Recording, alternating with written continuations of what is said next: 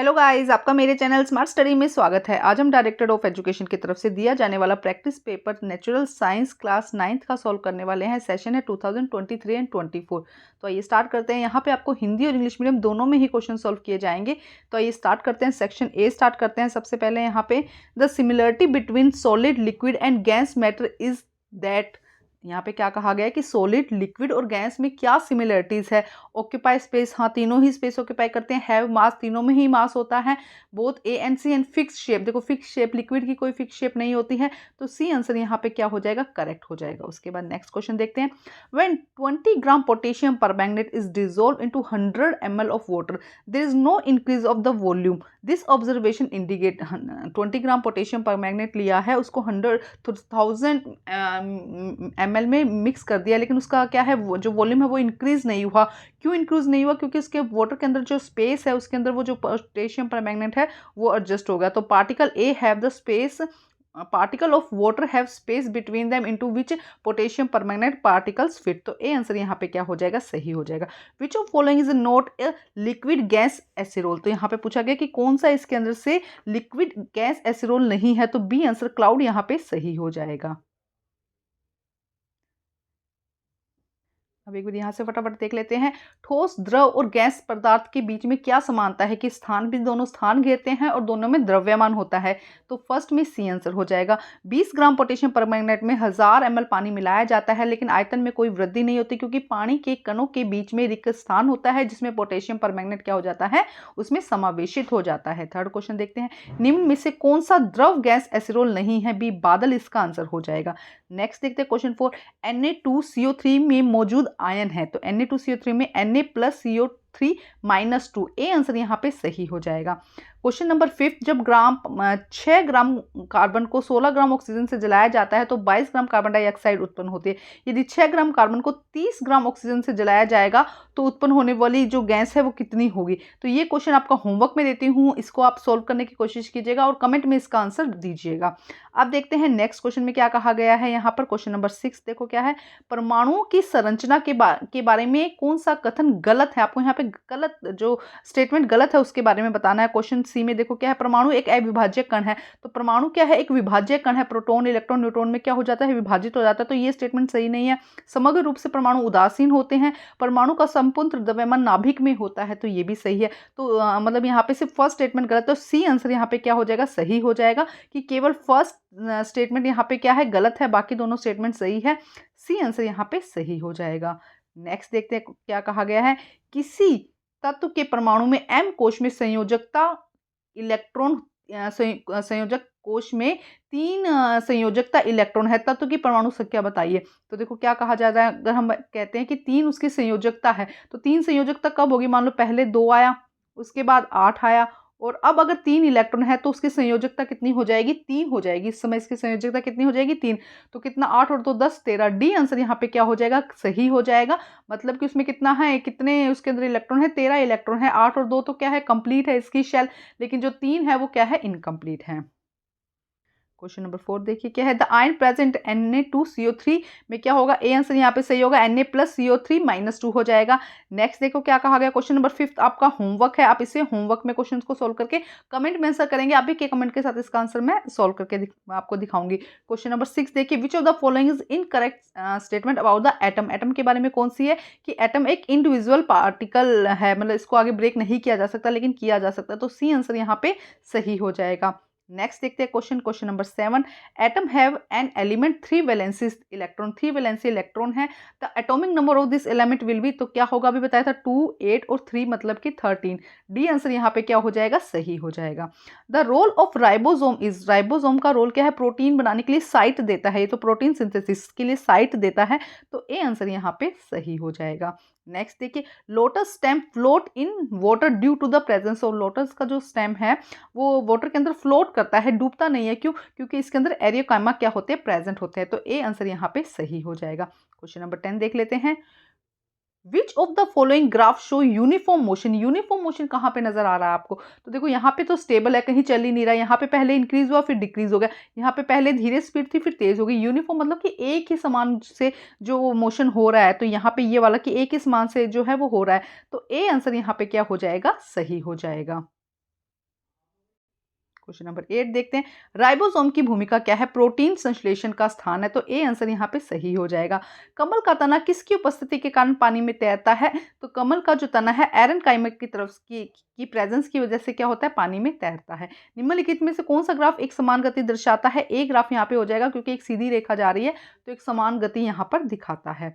उसके बाद देखते हैं क्वेश्चन नंबर 11, यदि कोई वस्तु t समय पर s दूरी तय करती है तो उसकी गति क्या होगी? t समय पे क्या कर रही है? वो s दूरी तय कर रही है, तो इसकी जो गति है वो क्या होगी?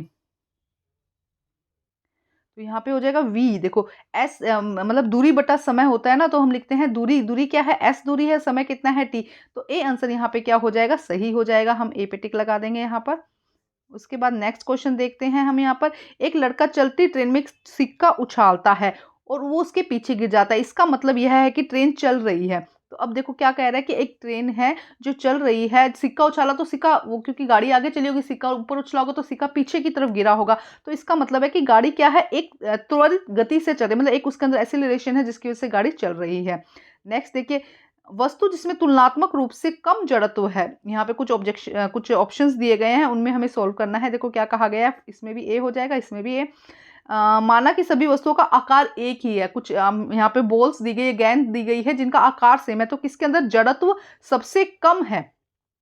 एक लोहे की ठोस में, एक प्लास्टिक की गेंद में, एक कांच की गेंद में, एक थर्मोकोल की गेंद में।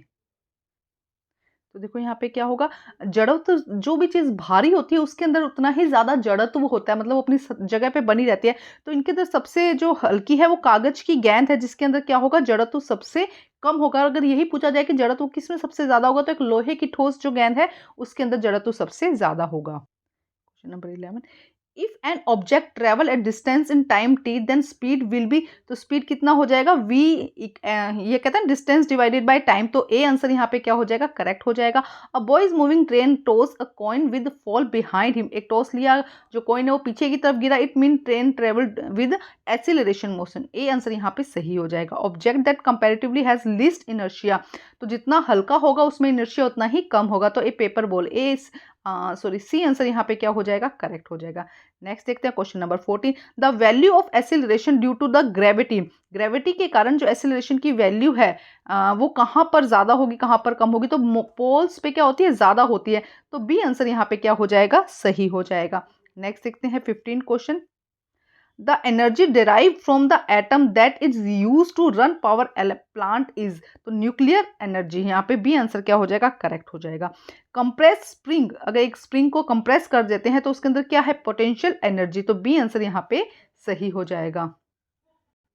क्वेश्चन नंबर 14 देखिए, गुरुत्वाकर्षण के कारण त्वरण का मान होगा ध्रुवों पर अधिक होगा, गुरुत्वाकर्षण के कारण जो त्वरण का मान, तो बी आंसर यहाँ पे सही हो जाएगा।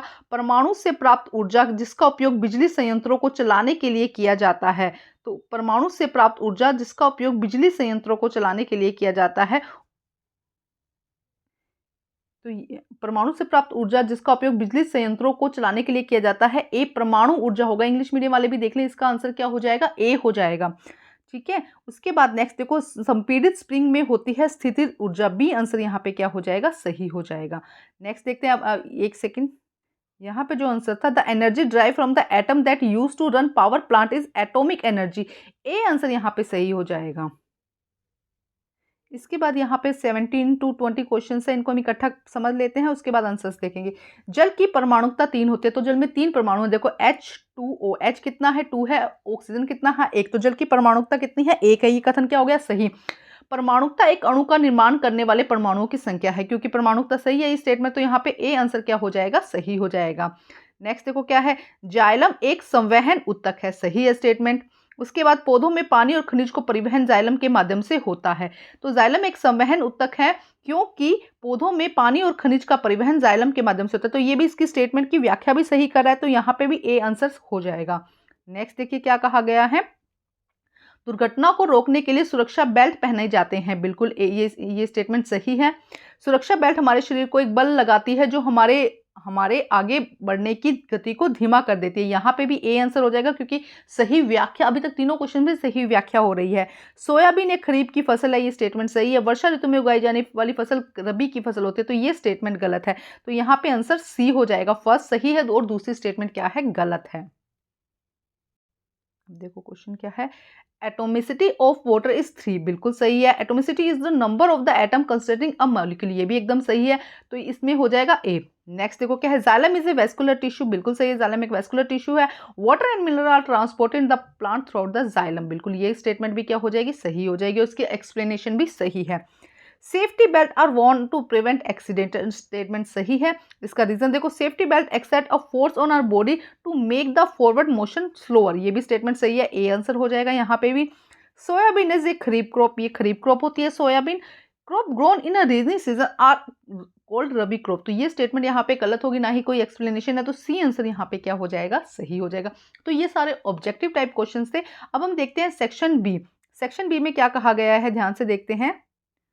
21 से लेके 26 क्वेश्चन है, इसके अंदर 2 मार्क्स के क्वेश्चन हैं। देखो क्या कहा गया है, in an experiment if you need a fresh prepare 10% solution of sodium hydroxide, how will you prepare this solution by using 90 ml of water if you have crystal of sodium hydroxide with you. वो क्या कह रहे हैं कि अगर आपके पास में एक, पहले रीड कर लेते हैं, देखो 21 क्वेश्चन देखते हैं।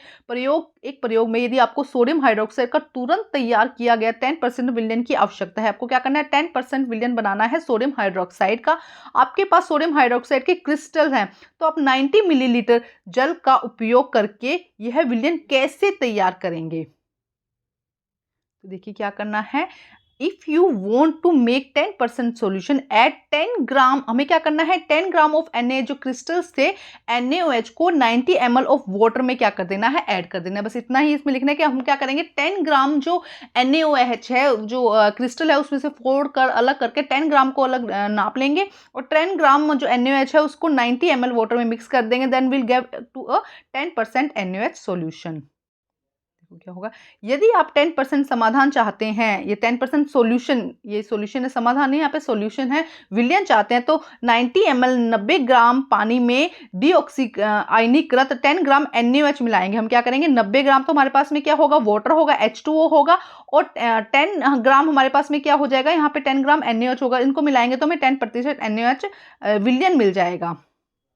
नेक्स्ट देखते हैं क्वेश्चन नंबर 22, एक कोशिकीय और बहुकोशिकीय जीवों, किन्हीं 2 जीवों के नाम लिखिए। क्वेश्चन नंबर 22 देखिए क्या है, write name of any each unicellular and multicellular organism. देखो क्या हो जाएगा, एक कोशिकीय जीव में अमीबा, पैरामीशियम, यीस्ट, ये सब क्या है, एक कोशिकीय जीव के उदाहरण है, जबकि बहुकोशिकीय जीव में मनुष्य, पौधे, जानवर, पक्षी, कीड़े, ये सभी क्या आ जाएंगे, बहुकोशिकीय जीव के अंदर आ जाएंगे। क्या होगा, amoeba, paramecium, yeast are the example of the unicellular organism. A few example of multicellular organism are human beings, plants, animal, birds, insect. कोई भी 2 एग्जाम्पल आप यहाँ पर लिख सकते हैं। क्वेश्चन नंबर 23 देखिए, blood is very important connective tissue, why. रक्त और रुधिर एक महत्वपूर्ण संयोजी ऊतक है, क्यों। आंसर देखिए, blood is considered as a specialized connective tissue as it connect to all system to the body and transport oxygen, nutrient and waste। क्या करते हैं, सभी जो ऑक्सीजन है, न्यूट्रिएंट है, वेस्ट मटेरियल का जो ट्रांसफर होता है, पूरी बॉडी में ट्रांसपोर्ट होता है, वो किससे होता है, वो होता है ब्लड से। Lymph is a specialized connective tissue to connect the body system and primary function of the main fluid level transport. ये रहने दीजिएगा, बस आपको यहाँ तक ब्लड तक ही बताना है, तो आप यहाँ तक बता सकते हैं कि ऑक्सीजन, न्यूट्रिएंट, वेस्ट का क्या करते हैं, ट्रांसपोर्ट करते हैं पूरी बॉडी में, इसीलिए। देखिए क्या हो जाएगा, रक्त एक विशेष संयोजी ऊतक माना जाता है क्योंकि यह शरीर की सभी प्रणालियों को जोड़ता है, उन्हें ऑक्सीजन, पोषक तत्व और अपशिष्ट पदार्थों का परिवहन करता है। सभी प्रणालियों को क्यों जोड़ रहा है, क्योंकि उनमें क्या कर रहा है, ऑक्सीजन, पोषक तत्व और जितने भी अपशिष्ट है उनका परिवहन कर रहा है। ये आपको यहाँ पे नहीं लिखना, लिम्फ के बारे में कुछ नहीं पूछा गया, तो इतना ही आंसर आप इसमें लिख दीजिएगा। क्वेश्चन नंबर 24 देखिए, एक लड़का 400 ग्राम वजन की एक गेंद को 10 मीटर सेकंड के प्रारंभिक वेग से ऊर्ध्वाधर ऊपर की ओर फेंकता है। एक बच्चा है जो एक बॉल को 400 ग्राम की उसकी बॉल है, वजन की गेंद है, उसको 10 मीटर प्रति सेकंड की प्रारंभिक वेग के साथ ऊपर की ओर गिरता है। तो प्रारंभिक वेग, संवेग ज्ञात करना है, इसकी उड़ान के उच्चतम बिंदु पर इसका संवेग भी ज्ञात कीजिए। A boy throw a ball weighing 400 gram in vertical upward with the initial velocity is 10 metre per second. Starting में कितना इसकी वेलोसिटी है, 10 metre per second. Find the initial moment and find the moment at the highest point in the flight. देखिए क्या होगा, प्रारंभिक वेग कितना है 10 मीटर पर सेकंड, अंतिम वेग कितना है, उच्चतम बिंदु पर हमेशा गति क्या हो जाती है, शून्य हो जाती है, तो उस समय वेग क्या हो जाएगा, शून्य हो जाएगा। और द्रव्यमान यहाँ पे कितना है 500 ग्राम, सॉरी 400 ग्राम लिखेंगे, 400 ग्राम है, तो अगर हम इसको उसमें चेंज करेंगे 400 ग्राम है ना, तो किग्रा में चेंज करेंगे, किलोग्राम में चेंज करेंगे, तो 1000 से करेंगे तो 0.4 किग्रा हो गया। अब इसकी प्रारंभिक गति हमको निकालनी है, प्रारंभिक गति कितना होगा, द्रव्यमान और इंटू प्रारंभिक वेग, तो 0.4 इंटू 10 करेंगे तो कितना हो जाएगा यहाँ पे 4 किग्रा किलोमीटर पर सेकेंड हो जाएगा। उसके बाद हमें इसका उच्चतम पर संवेग निकालना है, तो उच्चतम पर संवेग कैसे होगा, द्रव्यमान प्लस अंतिम वेग, तो द्रव्यमान और अंतिम वेग कितना है, 0 है, तो कितना हो जाएगा, 0 हो जाएगा। ध्यान से समझ के क्वेश्चंस को सोल्व करना है। तो देखो पहले क्या लिखना है, इनिशियल वेलोसिटी कितना है 10 metre per second, final velocity कितना है 0, क्योंकि एट हाईएस्ट पॉइंट पर जो स्पीड है वो क्या हो जाती है, 0 हो जाती है उस समय। उसके बाद मास कितना है 400, तो 400 को क्या है मीटर्स ग्राम में दिया गया, हमें किलोग्राम में चेंज करना है, तो 1000 से डिवाइड करेंगे 0.4 आ जाएगा। अब फर्स्ट में उसने पूछा है इनिशियली मोमेंटम क्या है यहाँ पर, तो मास इंटू इनिशियली वेलोसिटी करेंगे तो कितना आ जाएगा 4 kg मीटर पर सेकेंड आ जाएगा। और उसने सेकेंड में पूछा है momentum of highest point, final momentum कितना हो जाएगा, मास इंटू फाइनल वेलोसिटी, जब करेंगे फाइनल वेलोसिटी अभी हमने बताया 0 है, तो इसका आंसर क्या हो जाएगा, 0 हो जाएगा। नेक्स्ट क्वेश्चन है, draw diagram to represent two sound wave that have same amplitude but different frequency. Same amplitude होना चाहिए, तो देखो इसमें इसी तरह से हम एक बार हिंदी में भी रीड करते हैं। ऐसी दो ध्वनि तरंगों को दर्शाने का आलेख बनाइए जिसका आयाम तो समान है लेकिन आवृत्ति क्या है, अलग अलग है। मतलब कि एल्टीट्यूड क्या है, समान, मान लो यहाँ पे मैं एक डायग्राम बनाती हूँ, ये देखो यहाँ से 0 से शुरू किया, यहाँ 1 2 3 4 5, 5 इसका एल्टीट्यूड है, 1 2 3 4 5, तो वो क्या कह रहा है, एल्टीट्यूड तो क्या हो, समान हो। एक इसी तरह का एक और डायग्राम बना लेती हूँ, 1 2 3 4 5, तो एक तो फ्रिक्वेंसी ऐसे हो जाएगी, ठीक है, इसकी फ्रीक्वेंसी क्या होगी, कम होगी। एक फ्रीक्वेंसी हम ऐसे कर देते हैं, ये 1 मिनट का टाइम है और यहाँ पे 1 मिनट का टाइम है, तो यहाँ पे देखेंगे एक ही वे निकली है, जबकि यहाँ पर एक वे में कितना आ गया, 5 का आ गया। तो ये क्या है, ये एक फ्रीक्वेंसी, यहाँ पे फ्रीक्वेंसी ज्यादा है, यहाँ पे फ्रीक्वेंसी कम है, लेकिन एल्टीट्यूड देखो दोनों में ही क्या है, इक्वल है। तो इस तरह का आपको डायग्राम बनाना है, तो इस तरह का डायग्राम देखो आपको यहाँ पर बनाना होगा। नेक्स्ट देखते हैं क्वेश्चन नंबर 26, भारत में सिंचाई के लिए उपयोग किए जाने वाले 4 जल संसाधनों की सूची बनाइए। Question number 26, list 4 water resources available that are used to irrigation purpose in India. देखो क्या आएगा, there are 4 major source of surface water, these are river, lake, pond, tanks. In country there are about 10,360 rivers, about tributaries longer than one, ये तो add मत करिएगा, सिर्फ इतना ही लिख देंगे। 4 बताने हैं, रिवर, लेक, पॉन्ड, टैंक्स हो गए, है ना, ये सब आप यहाँ पर बता सकते हैं। तो देखो सतही जल के 4 प्रमुख स्रोत हैं, नदियां, झीलें, तालाब और टैंक। देश में ये सब रहने दीजिएगा कि नदियां बता दी, रिवर, झीलें, नदियां, तालाब, टैंक, है ना, ये सब आप यहाँ पर बता सकते हैं। नेक्स्ट देखते हैं question number 27, C section start हो गया, 3 मार्क्स के क्वेश्चन है इसके अंदर। क्वेश्चन देखिए, what is the function of vacuole, plants and amoeba. Amoeba और प्लांट के अंदर जो वैक्यूल होती है उसका क्या फंक्शन है। क्वेश्चन नंबर 27, निम्नलिखित में से राजधानियों का कार्य लिखिए। पौधे में राजधानी का क्या कार्य है और अमीबा में राजधानी का क्या कार्य है। तो देखो क्या होगा, plant cell the central vacuole store water and regulate turgid pressure.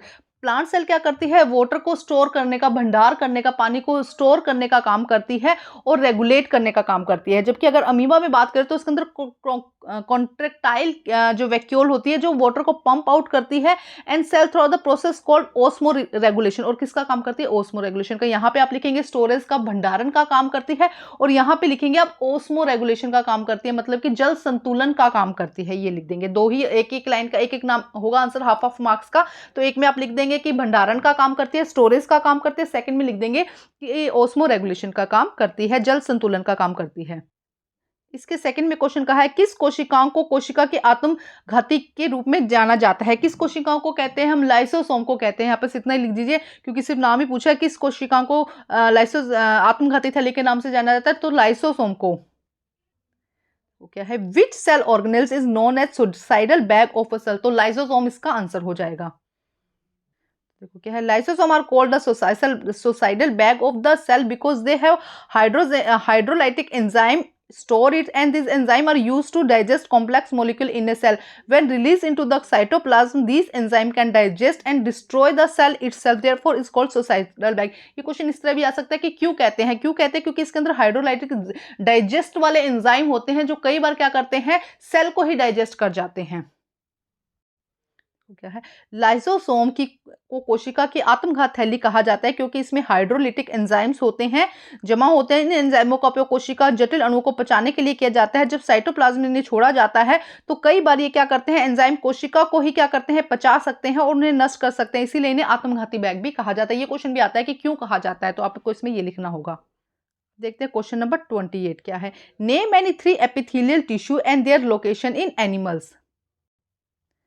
किन्हीं 3 एपिथेलियम ऊतकों के नाम बताइए और उनका स्थान बताइए। तो देखिए, सबसे पहले सिंपल स्क्वेमस एपिथेलियम है जो blood vessel lining, air sac lining of lungs में प्रेजेंट होती है।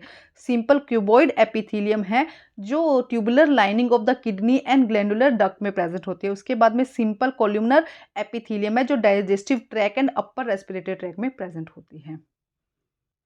तो हिंदी में देखते हैं, सरल स्क्वेमस या सरल उपकला इसे कहेंगे जो रक्तवाहिका अस्तर और फेफड़ों की वायुथैली पर स्तर होती है। सरल घनाकार उपकला हो जाएगी जो गुर्दे और ग्रंथि संबंधी ट्यूबुलर जो परत है वहां पर स्थित होती है। सरल स्तंभाकार उपकला जो कि पाचन तंत्र और ऊपरी श्वसन पथ पर के स्तर पर प्रेजेंट होती है। अब देखते हैं क्वेश्चन नंबर 29। देखो 29 में क्या कहा गया है।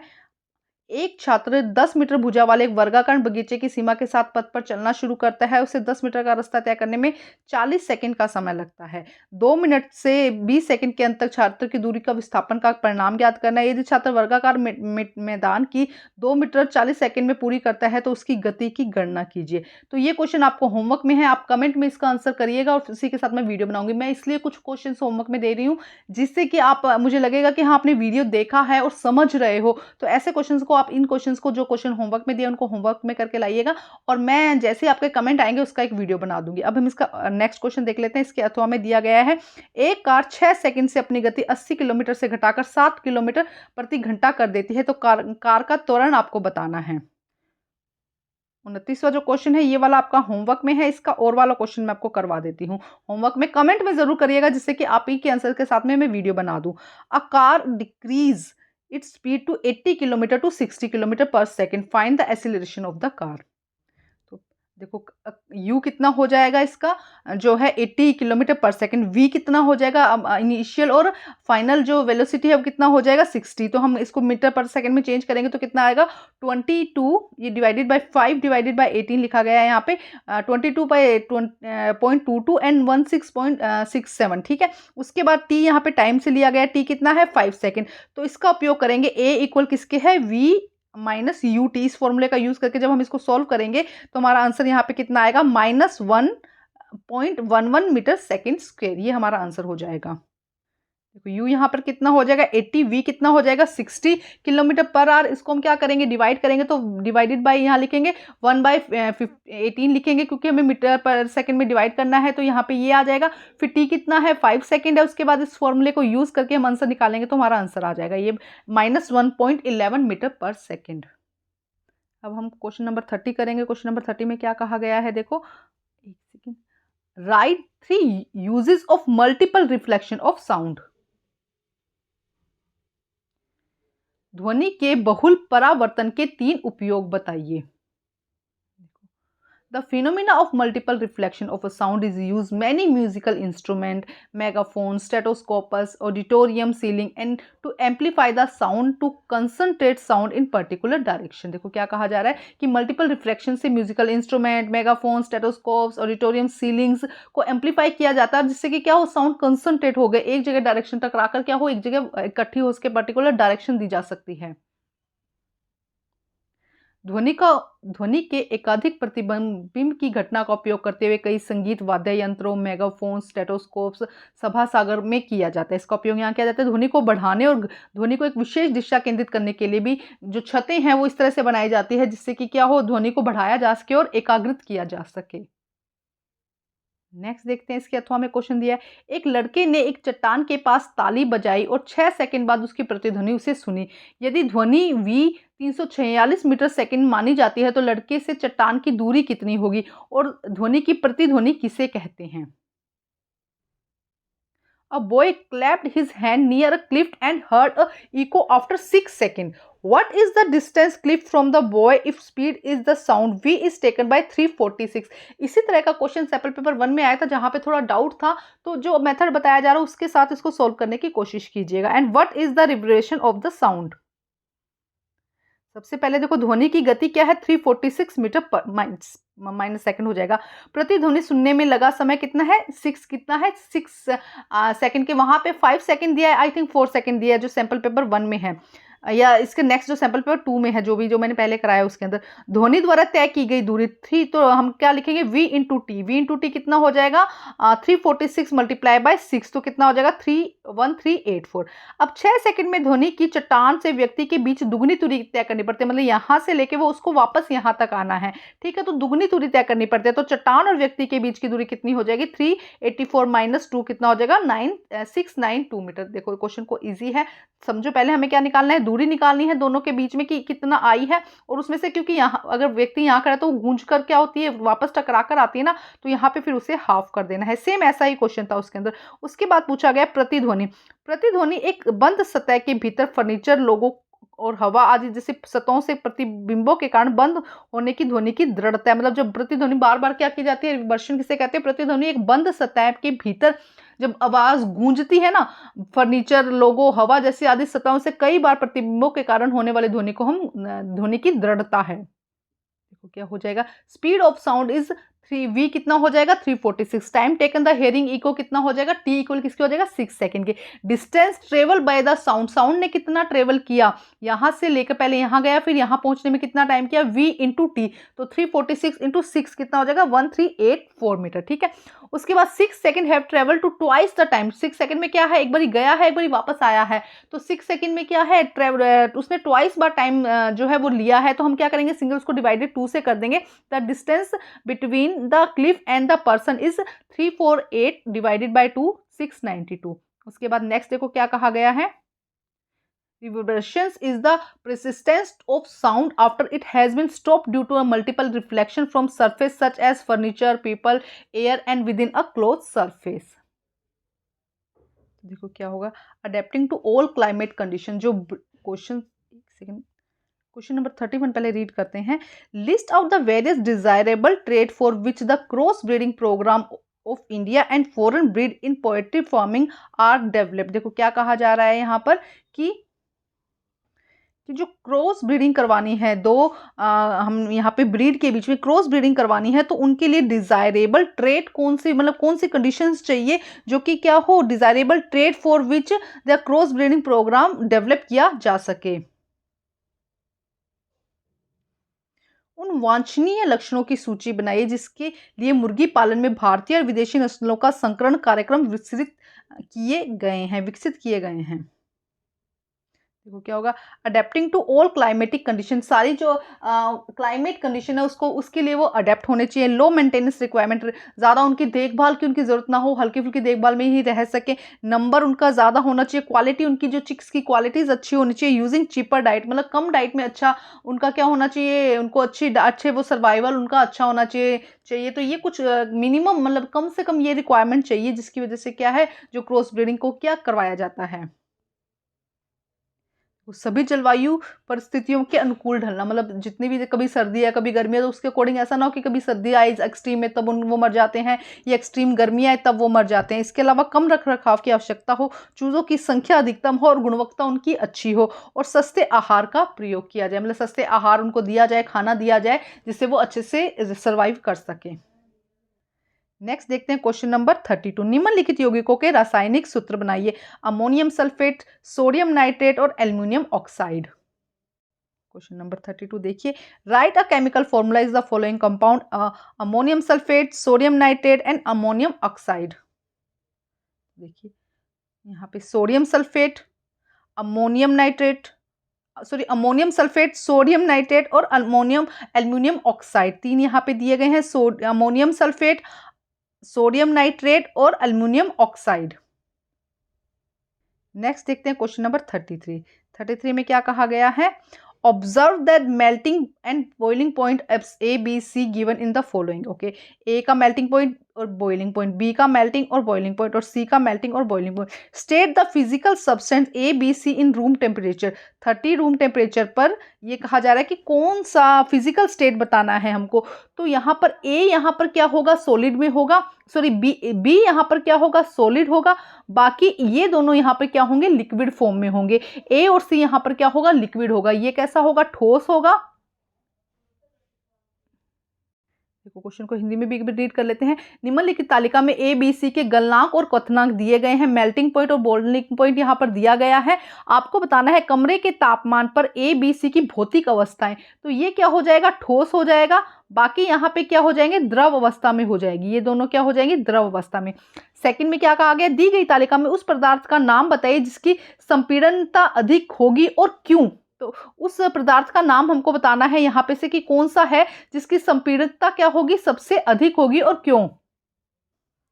तो देखो क्या कहा गया यहाँ पे, ये जो अवस्था है क्योंकि -210 है, अगर क्योंकि कंफर्म नहीं है, ये द्रव अवस्था और गैस अवस्था दोनों ही हो सकती है। ठीक है, इसमें यहाँ पे देखेंगे। उसके बाद संपीड़नता सबसे अधिक किस, क्योंकि तो गैसों की संपीड़न सबसे अधिक होती है, तो ए की संपीड़न सबसे अधिक होगी क्योंकि इसका क्वथनांक कितना है? 196। आप लिख सकते हैं कि इसका बॉइलिंग पॉइंट कितना है? -196। इसकी वजह से इसका जो क्वथनांक, इसका जो संपीड़नशीलता है, कंप्रेसिबिलिटी है, वो क्या होगी? सबसे अधिक होगी। तो अब इसमें देखो यहाँ पे क्या है, ये दोनों यहाँ पे ये हो जाएगा ठोस हो जाएगा, ये द्रव हो जाएगा, और ये द्रव और गैस दोनों ही हो सकता है। लेकिन जब कंप्रेसिबिलिटी की बात करेंगे, संपीड़नता की बात करेंगे, तो ए आंसर यहाँ पर हो जाएगा और ये हो जाएगा। आपको अभी मैंने बता ही दिया, समझा दिया, आप आंसर इसको अच्छे से लिख सकते हैं। अब देखते हैं नेक्स्ट क्वेश्चन। देखो क्या कहा गया है। अब 5 मार्क्स के क्वेश्चन आ रहे हैं। क्वेश्चन नंबर 34 देखते हैं। फर्स्ट क्लोरीन, यहाँ पे Cl के दो दिए गए हैं, 35 17 37 17, एक दूसरे से किस प्रकार संबंधित, आपको ये बताना है। तो देखते हैं इसका आंसर।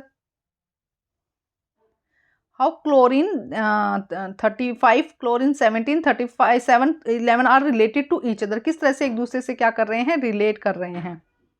देखो क्या कहा जा रहा है। Cl यहाँ पे क्लोरीन 17 35, या क्लोरीन जो 70 यहाँ इस तरह से लिख देते हैं, क्लोरीन 17 और 35 और क्लोरीन 17 और 37, सो 37 यहाँ पे आएगा, 17 यहाँ पे आएगा। ठीक है, में इलेक्ट्रॉनों की संख्या तो समान है। देखो दोनों में इलेक्ट्रॉन 17 यहाँ पे समान है, यानी कि 17, और इलेक्ट्रॉनिक विन्यास इनका क्या हो जाएगा? 287, इसलिए इनके रासायनिक गुण भी समान है। समान परमाणु और भिन्न द्रव्यमान संख्या, लेकिन इनकी द्रव्यमान संख्या एक की 37 है और एक की 35 है। भिन्न समान परमाणु संख्या और भिन्न द्रव्यमान संख्या वाले जो तत्व हैं उनको आइसोटोप कहा जाता है, समभारी कहा जाता है, इसीलिए ये दोनों आइसोटोप के उदाहरण हैं। देखो क्या कहा गया। क्लोरीन 17 15 लिखते वक्त जब टाइप करते हैं तो थोड़ा सा मिस्टेक हो जाती है। Have the same electron 17 electron configuration is 287, therefore they have same chemical property. Element which have atomic number same atomic number and different mass number, जिनका atomic number same होता है और different क्या होता है? mass number होता है, उनको हम आइसोटोप कहते हैं। अब देखो यहाँ पे क्या कहा गया है। यदि क्लोरीन के दो रूप में प्रकृति में 75% और 25% विद्यमान है, ये दोनों रूप कहा गया है, 75% एंड 25% विद्यमान है, तो क्लोरीन के औसत परमाणु द्रव्यमान की गणना कीजिए। क्या कहा गया। If the both of these form is chlorine occur in 75 and 25% अकर, ये 75 या 25% अकर है, तो कैलकुलेट करना है एटॉमिक मास हमको। तो देखो इस तरह से एटॉमिक मास हम करेंगे।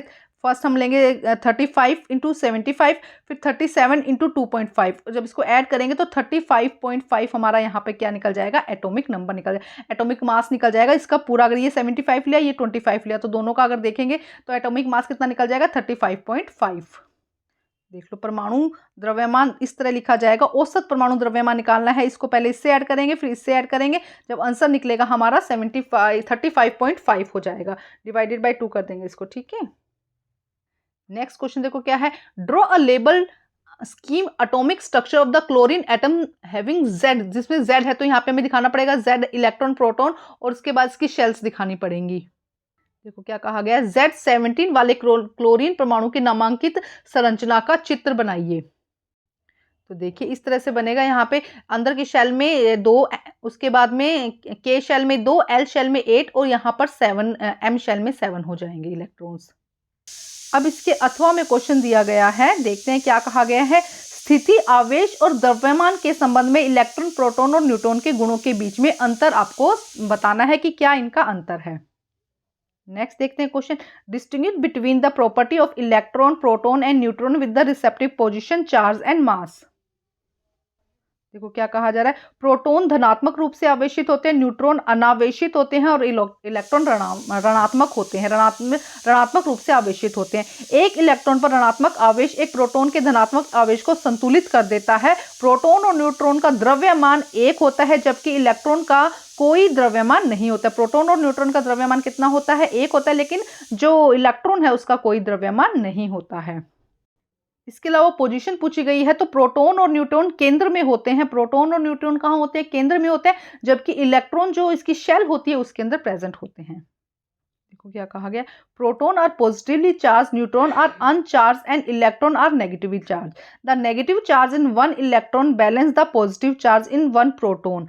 Both proton and neutron having mass of 1 while the electron have almost no mass। इसके अलावा जो प्रोटॉन और न्यूट्रॉन है वो सेंटर में होते हैं, जबकि इलेक्ट्रॉन शेल में प्रेजेंट होते हैं। नेक्स्ट देखते हैं इसका बी पार्ट क्या है, right the valency and the atomic symbol of the following element, sodium, aluminium, potassium and calcium. निम्नलिखित तत्वों की संयोजकता और परमाणु प्रतीक बताना है। तो सोडियम को हम Na से लिखते हैं और इसकी जो संयोजकता है या वैलेंसी है वो 1 है, ठीक है। एल्युमिनियम को Al से लिखते हैं और इसकी जो संयोजकता है वो 3 है या वैलेंसी। पोटेशियम को हम K से लिखते हैं और इसकी जो संयोजकता है वो 1 होती है, ठीक है। कैल्शियम को हम Ca से लिखते हैं और इसकी जो संयोजकता है वो होती है 2। तो ये इसके साथ साथ में ये प्लस में हमने लगा दिया है, इसकी संयोजकता हम साथ साथ में लगा रहे हैं। नेक्स्ट देखते हैं क्वेश्चन 35।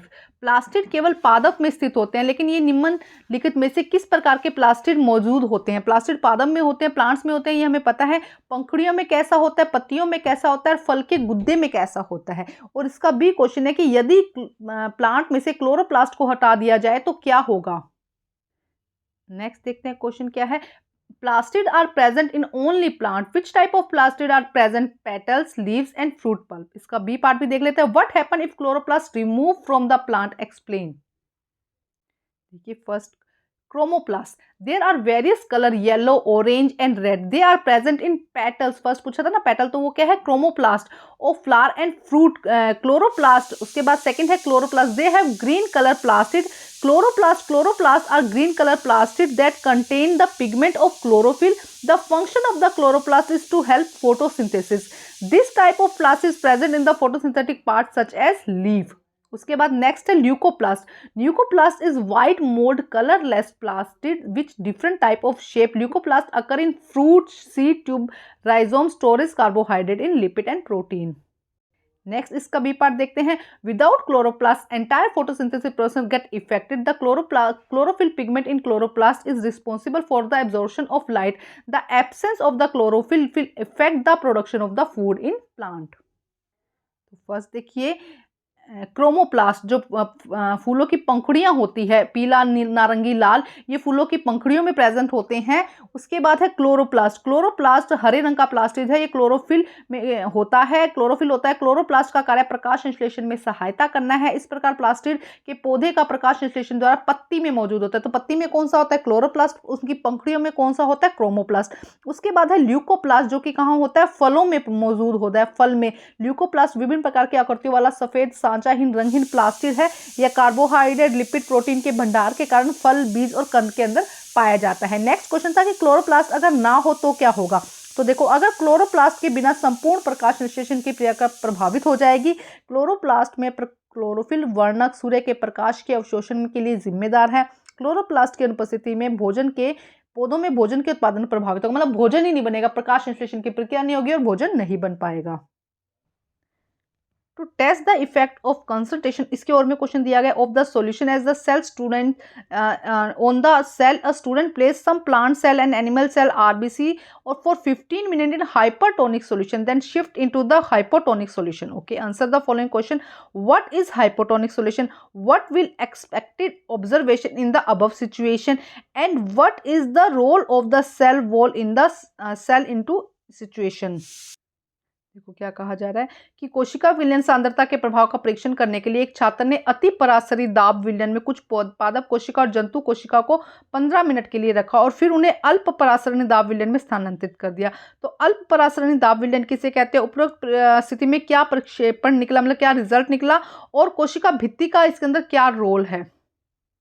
देखिए फर्स्ट, यदि विलय की सांद्रता कोशिका के अंदर की तुलना में अधिक है तो विलयन कोशिका के लिए हाइपरटोनिक होता है. अगर क्या है विलय की सांद्रता, कोशिका में पानी के प्रवाह के परिणाम स्वरूप कोशिका का आयतन बढ़ जाता है और वह फूल जाती है. हाइपरटोनिक में क्या होगा कि अगर बाहर की जो कंसंट्रेशन है, सेल के अंदर ज्यादा कंसंट्रेटेड सॉल्यूशन है, बाहर कम है, तो क्या होगा, पानी कोशिका के अंदर प्रवेश कर जाएगा. सेकंड क्वेश्चन में कह रहा था कि क्या ऑब्जर्वेशन निकलेगा, यदि कोशिका हाइपरटोनिक घोल में रखा जाता है तो कोशिका सिकुड़ जाएगी. अगर देखो हाइपरटोनिक सॉल्यूशन में रखा जाता है, क्या कहा गया कि पहले हाइपरटोनिक कंडीशन, यहाँ पे हाइपोटोनिक था, अब उसे क्या है पहले हाइपरटोनिक सॉल्यूशन में रखा गया है. तो इसकी इजी डेफिनेशन इस तरह से होगी कि ऐसा विलयन जिसकी सांद्रता कोशिका रस की सांद्रता की तुलना में ज्यादा से कम हो, मतलब कि कोशिका की सांद्रता क्या होगी, ज्यादा होगी. यहाँ पे कोशिका है, इसकी सांद्रता क्या है, ज्यादा है, और बाहर वाले की सांद्रता कम है. A solution whose concentration is less than the concentration of the cell shape.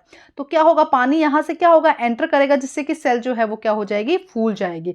Second question देखते हैं क्या कहा गया है. जब एक कोशिका को हाइपरटोनिक सॉल्यूशन में रखा जाता है तो कोशिका सिकुड़ जाएगी क्योंकि पानी बाहर निकलेगा और पहले साइटोप्लाज्म से और फिर रिक्तिका से. तो देखो पहले इसके अंदर दो कंडीशन पूछी गई है. पहले उसे क्या रखा गया है, ऐसे सॉल्यूशन में रखा गया है जिससे कि क्या करेगी, वो स्वेल करेगी, फूलेगी. हाइपोटोनिक कंडीशन में रखा गया, मतलब कि सेल के अंदर पानी जाएगा. लेकिन दोबारा उसे रखा गया है हाइपरटोनिक में, जिससे कि क्या होगा, पानी बाहर जाएगा और इसे एक्सोऑस्मोसिस कहा जाता है.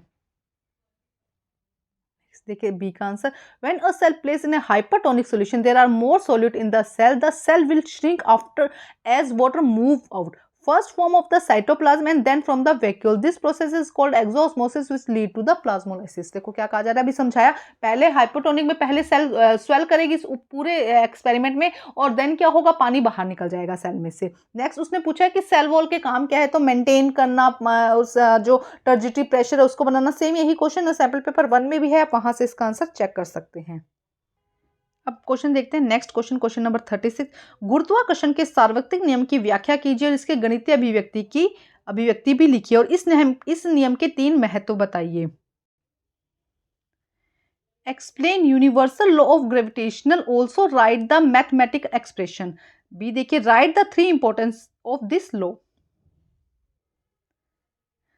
The universal law of gravitational state that any body in the universe attract each other with a force that is directly proportional to the product of their mass and the inversely proportional to the square of the distance between them.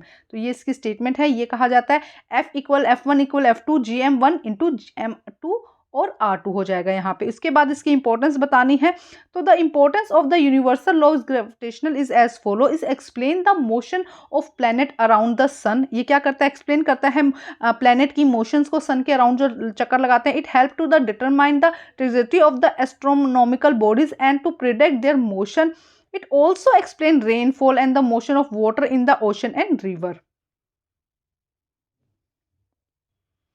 गुरुत्वाकर्षण का सार्वभौमिक नियम कहता है कि ब्रह्मांड में कोई भी दो पिंड एक दूसरे से ऐसे बल से आकर्षित करते हैं जो द्रव्यमान के उत्पाद में सीधे अनुपातिक होते हैं. मतलब उसके हम ये कहेंगे कि उसके द्रव्यमान के सीधे अनुपातिक होते हैं और उनके बीच की दूरी के व्यतक्रमानुपातिक होते हैं. उनके द्रव्यमान के उत्पाद मतलब कि उनका जो गुणनफल है उसके क्या होते हैं, सीधे अनुपातिक होते हैं और उनके बीच के द्रव्यमान, उनकी जो दूरी है उसके व्यतक्रमानुपाती होते हैं. उसके बाद इसके हमें बताने हैं महत्व क्या है. गुरुत्वाकर्षण के सार्वभौमिक नियम का महत्व इस प्रकार है कि है सूर्य के चारों ओर ग्रह की गति की व्याख्या करता है. यह खगोलीय पिंडों के प्रक्षेप्य पथ को निर्धारित करने तथा उसकी गति की भविष्यवाणी करने में मदद करता है. यह वर्षा, महासागरों, नदियों और पानी आदि की गति की भी व्याख्या करता है. इसके बाद क्वेश्चन नंबर इसमें और दिया गया है, कहा गया है carry a bag with the broader strap easy than the thin strip. तो देखो इसमें इन सभी क्वेश्चंस का एक ही फॉर्मूला होता है, जितना सरफेस एरिया ज़्यादा होगा, जैसे कि ये इतना सरफेस एरिया कवर कर रहा है और ये इतना सरफेस एरिया कवर कर रहा है, तो इनको समझ लो किसी की भी तरीके से घूम फिर के क्वेश्चन आ जाता है। तो जिसका सरफेस एरिया ज़्यादा होगा वो उतने ही प्रेशर को कम करेगा। इसका सरफेस एरिया कम है तो यहाँ पे ज़्यादा प्रेशर लगेगा, जैसे कि नाइफ का सरफेस एरिया कम होगा तो वहाँ पे प्रेशर ज़्यादा लगेगा, जिसकी वजह से कोई चीज़ कट जाएगी। यहाँ पे जो ब्रॉड स्ट्रैप दिए जाएंगे उससे क्या होगा, सरफेस एरिया क्या हो जाएगा, ज़्यादा हो जाएगा, जिससे कि जो बोझ है वो कम लगेगा। ठीक है, तीनों ही क्वेश्चन साथ में देख लेते हैं। Carry a bag with the broader strap easy than to, जिसकी पतली स्ट्रिप होती है उसको लेना मुश्किल होता है, बड़ी स्ट्रिप वाले को बैग को लेना आसान होता है। Why sharp knife cut easy comprise with the blunt knife, मतलब जो तीखा नाइफ है वो इजीली कट कर देता है। Camel can run in desert easily. तीनों ही आंसर्स देखते हैं। अथवा में देखिए, पतले पट्टे वाले बैग की तुलना में चौड़े पट्टे वाले बैग को ले जाना आसान है। वही बताऊंगी, सरफेस एरिया जिसका ज्यादा होगा उसका प्रेशर दबाव क्या हो जाएगा, कम हो जाएगा। सतही क्षेत्रफल जिसका ज्यादा होगा उसका दबाव क्या हो जाएगा, कम हो जाएगा। कंदू चाकू की तुलना में तेज चाकू से काटना आसान है। ऊंट रेगिस्तान में आसानी से दौड़ सकता है। देखो तीनों के आंसर देख लेते हैं। चौड़ी कंधे वाली पट्टियों का बड़ा सतह क्षेत्रफल प्रदान करते हैं, इसीलिए कंधे पर बैग का दबाव कम हो जाता है और सामान ले जाना आसान हो जाता है। तेज चाकू का संपर्क सतह क्षेत्र कुंद चाकू की तुलना में कम होता है, इसीलिए काटने के लिए उपयोग किए जाने पर तेज चाकू अधिक दबाव डालता है और बेहतर तरीके से काटता है। ऊंटों के पैर घोड़ों की तुलना में अधिक चौड़े होते हैं, इसलिए चौड़े पैर रेतीली सतह पर कम दबाव डालते हैं। परिणाम स्वरूप जो पैर हैं वो रेत में धंसते नहीं हैं और आसानी से चल पाता है। इंग्लिश में देखते हैं। Broader shoulder strap provide larger surface area, so the pressure extracted by the bag on the shoulder is less and carry the bag easier. A sharp knife has lesser contact surface area than a blunt, so when a sharp knife apply a greater pressure when used for cutting, this is cut better. This is why it's cut better. Camel have broader feet than the horse से comparison कर दिया गया, आप मत भी कीजिएगा, सीधा ही लिख दीजिएगा। So the broader feet extract less pressure, border sheet जो फीट है वो क्या कर रहे हैं, कम प्रेशर कर रहे हैं on sandy surface. As a result their feet do not shrink in the sand and they are able to walk easily. अब हम देखते हैं next section, dash section start हो गया। यहाँ पे एक पैराग्राफ दिया गया है और उसी से रिलेटेड क्वेश्चन है। तो देखो क्या है, पहले इसको रीड कर लेते हैं। मिश्रण जिसे पदार्थ कहा जाता है का एक से अधिक शुद्ध पदार्थों यौगिकों से मिलकर बना होता है। छात्र ने दो अलग, ऐसे ही सेम क्वेश्चन उसमें भी था। ए और बी नमक क्रमशः लिए, अंडा डाला, एक में नमक डाला और अंधेरे में बीकर पर तैयार करके, यहाँ पे टिंडल इफेक्ट दिखाया गया। सीधे सीधे साफ साफ शब्दों में बताते हुए ऐसा ही क्वेश्चन सेम उसके अंदर आया हुआ है। अब वहां से भी कर सकते हैं। दोनों बीकर में मिश्रण का नाम बताइए। यहाँ पे क्या हो जाएगा, सोल्यूशन हो जाएगा, एक तरफ कोलाइड हो जाएगा। दोनों में घटकों का नाम, मिश्रण में होमोजीनस हो जाएगा। जो पानी वाला है वो सजातीय हो जाएगा और जो बिना पानी वाला है या जिसमें अंडे वाला है उसमें क्या हो जाएगा, होमोजीनस हिट्रोजाइगस हो जाएगा, वो विषमांगी मिश्रण हो जाएगा। ठीक है, यहाँ पे तो सॉल्यूशन विलियन दिया जाएगा और सेकंड बी के अंदर क्या हो जाएगा, कोलाइडी सॉल्यूशन आ जाएगा। और थर्ड में बी में ही क्यों दिखाई देता है, बी में क्यों दिखाई देता है, क्योंकि बी में क्या है, जो यहाँ पे कहेंगे कण जो है वो थोड़े मोटे हो जाएंगे, जिसके कारण क्या है, सीधी जो लाइट है वो बी में दिखाई देगी, ए में नहीं दिखाई देगी। ए में क्यों नहीं दिखाई देगी, क्योंकि उसके कण क्या है, मोटे हो गए हैं, उसके अंदर मिक्स हो गए हैं, जिसकी वजह से लाइट सीधी नहीं जा पाएगी। देखो यहाँ पे क्या है, name the mixture form by the both beaker, what are the two component और cold in beaker B, why the path in light is visible only in B beaker. इसके अलावा सी यहाँ पे दिया गया है, सारे आंसर इकट्ठे ही देखेंगे। Can the solvent particle in mixture from a beaker A is separate, क्या जो ए के अंदर मिक्स हो चुके हैं, यही से देखो बी का आंसर है, उसके अंदर मिक्स नहीं हुए हैं, यहाँ पे क्या हुआ, एकदम मिक्स हो चुके हैं। जो भी पानी और नमक है वो एक दूसरे से अच्छे से मिक्स हो गए, इसको हम सेपरेट नहीं कर सकते हैं, क्योंकि ये क्या है, जो एयर के, जो पानी के बीच में स्पेस था, नमक वहां पे एडजस्ट हो गया, जिसकी वजह से ये क्या है, इनको सेपरेट नहीं किया जा सकता। जबकि ए और जो बी बीकर है उसके अंदर दोनों अभी सेपरेट हैं, जिसकी वजह से क्या है, यहाँ पे टिंडल इफेक्ट दिखाई देता है। देखो क्या हो जाएगा यहाँ पर, homogenous mixture type of mixture in with the component are present in equal proportion, egg white in water form heterozygous mixture, उसमें क्या हो जाएगा, हेट्रोजाइगस मिक्सचर हो जाएगा। ठीक है, क्वेश्चन आंसर अपने आप लिखना, लेकिन मैं समझा देती हूँ। अब देखो, light appear in beaker B because in Tyndall effect, क्योंकि टिंडल इफेक्ट, अब टिंडल इफेक्ट क्या है, the phenomena of the scattering of light by particle present in a colloid solution is called the Tyndall effect. This effect can also be observed in solution containing small suspension particles. Tyndall effect is also called in Tyndall scattering. तो ये आप यहाँ पर लिख सकते हैं। Same ऐसा ही answer उसमें भी है, तो वहां से भी आप देख सकते हैं। नेक्स्ट क्वेश्चन है 38 क्वेश्चन है। यहाँ पे एक पैराग्राफ दिया गया है, हम सीधा क्वेश्चन ही देख लेते हैं। देखो पोटेंशियल एनर्जी काइनेटिक एनर्जी क्या है, कांस्टेंट रहती है। और अब इसके बारे में क्वेश्चन है, फर्स्ट क्या है, state law conservation of energy. देखते हैं क्वेश्चन यहाँ पर 38 क्वेश्चन में क्या कहा गया। फर्स्ट क्वेश्चन देखते हैं, ऊर्जा संरक्षण का नियम बताइए। ऊर्जा को एक रूप से दूसरे में बदला जा सकता है, जब भी परिवर्तित होती है कुल ऊर्जा अपरिवर्तित रहती है। हम इसको आंसर देख लेते हैं, क्या आंसर है इसका।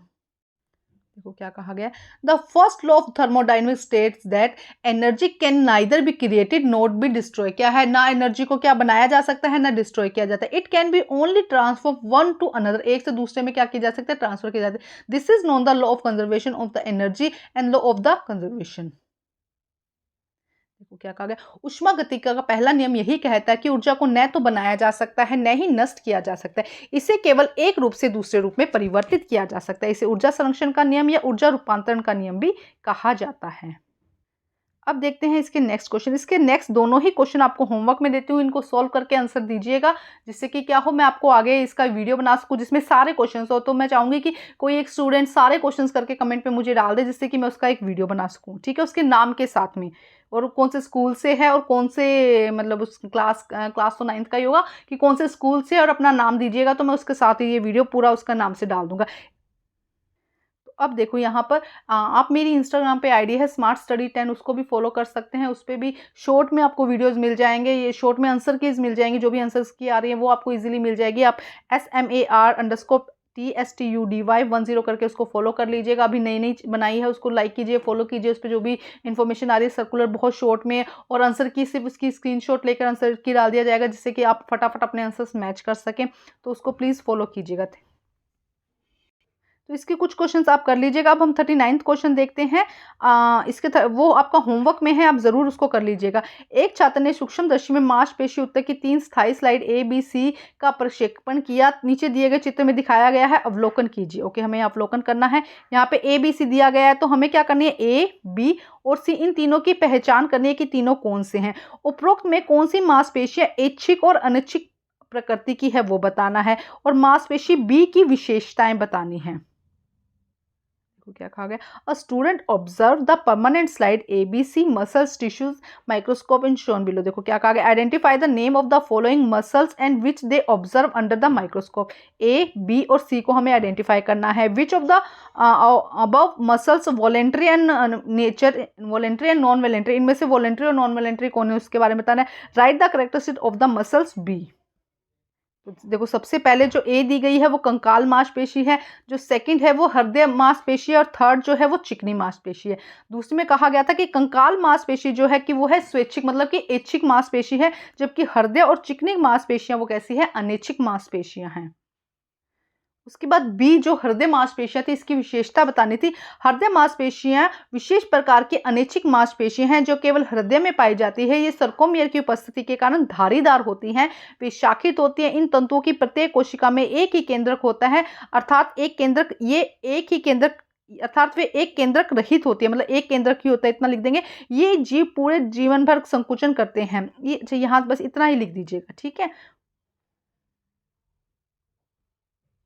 तो देखो फर्स्ट क्या हो जाएगा, skeleton muscle, second cardiac muscle, और थर्ड हो जाएगा smooth muscle. Skeleton muscle tissues are voluntary, उन्होंने पूछा था कि कौन सी वॉलेंटियर है, तो ए यहाँ पे क्या हो जाएगी, वॉलेंटियर हो जाएगी स्केलेटन मसल।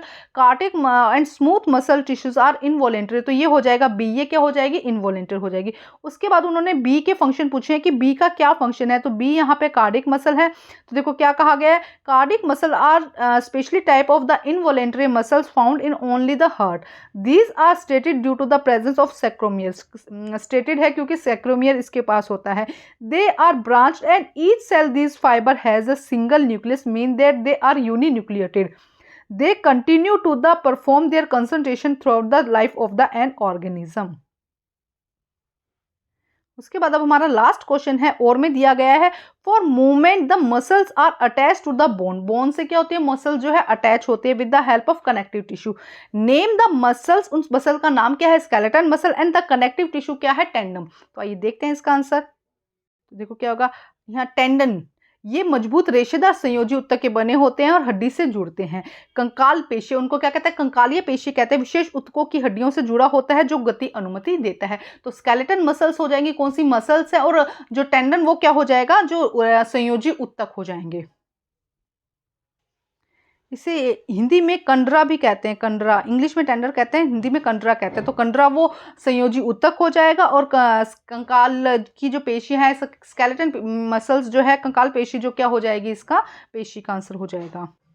आप देख सकते हैं tendon muscles, these are made of strong fibers connective tissue and they are connect to the bone, and skeleton muscles, these are specialized tissue that attach to the bone and allow to movement। तो tendon और skeleton muscles इसका answer हो जाएगा।